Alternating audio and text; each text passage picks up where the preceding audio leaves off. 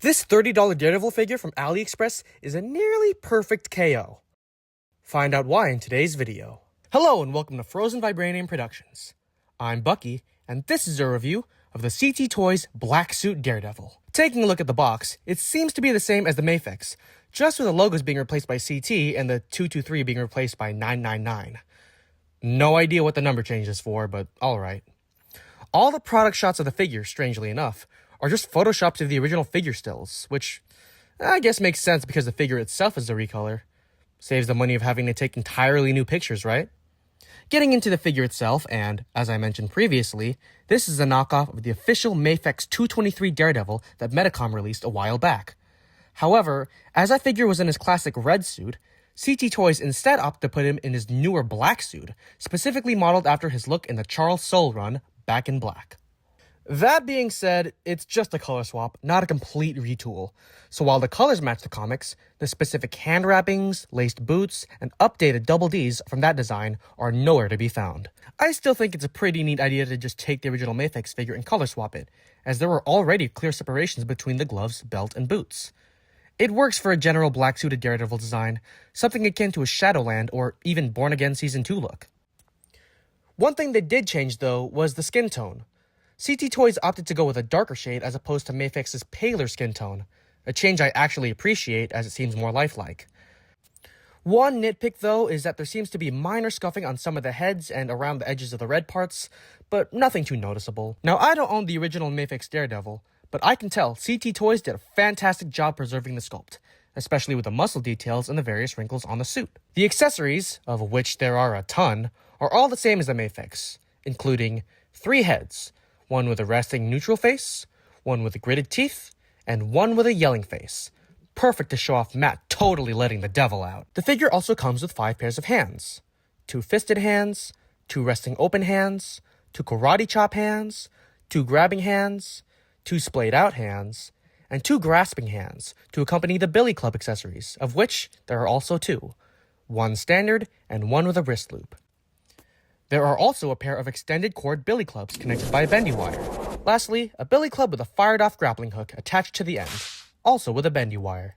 To accompany these accessories, it comes with 3 billy club holsters, an empty holster, a 1 club holster, and a holster with both clubs. And to finish it off, the figure comes with a clear plastic stand for more display options. Now for the articulation. There's a ball joint at the head and neck, allowing it to move up and down, left and right, and tilt side to side. Swivel at the shoulder, going up and down, hinges out, rotation at the bicep, double jointed elbow, swivel at the wrist, hinge, butterfly joints at the shoulders, double ball joint at the waist, allowing it to move left and right, down and up, and tilt side to side, legs kick up, to the side, swivel at the thigh, double jointed knees, hinge at the foot, boot swivel, ankle pivot, and a toe hinge. From what I can tell, the articulation is the exact same as the Mafex, and can really get the figure into some great poses. Now what I mentioned in the intro is that this figure is nearly perfect. What stops it is that the wrist joints on mine have completely loosened up. It's weird because the rest of the joints are nice and tight, so why these specifically don't hold is a total drag, especially if you're trying to get the figure in poses with the billy clubs, or heck, even a simple fight stance. It's really frustrating when you have a figure that excels in mostly every aspect, but has one fatal flaw like this. I know the clear nail polish trick works for loose joints, and maybe even a dab of super glue, but this joint seems a tad too narrow for me to apply it. If anyone knows a way to tighten the wrist pegs, please leave it in the comments below. I really want to fix this figure. For a size comparison, here it is next to some other Daredevil figures, those being the Netflix Daredevil, the Born Again Daredevil, the Man Without Fear Daredevil, and the No Way Home Matt Murdock. For some other Daredevil characters, here it is next to the Born Again Punisher, a customized Hawkeye series Kingpin, a Netflix Elektra, and a Toy Biz Bullseye. For a black suit comparison, here it is next to the CT Toys Symbiote Spider-Man. And since The Boys is airing its final season alongside Daredevil Born Again, here it is next to the Figma Homelander. All in all, a decent figure by CT Toys.